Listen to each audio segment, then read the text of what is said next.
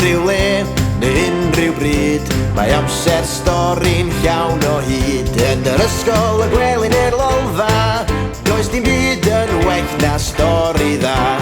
Gallwn ni deithio i ben draw ein byd mawr ni,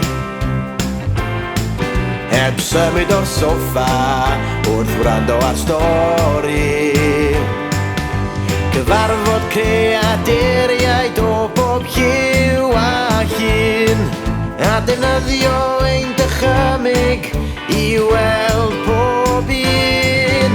Unrhyw le neu unrhyw bryd mae amser stori'n llawn o hyd. Yn yr ysgol, y gwely neu'r lolfa, does dim byd yn well na stori dda.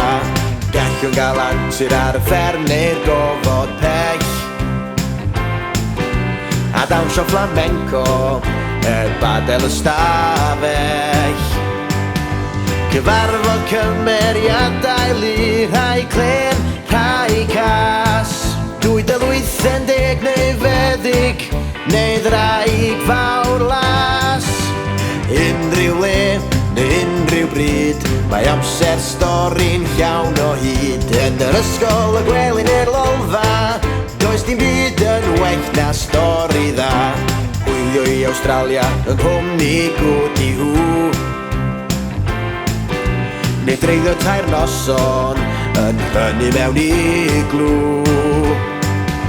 Mae pob un dim yn bosib os ddarllenw ni.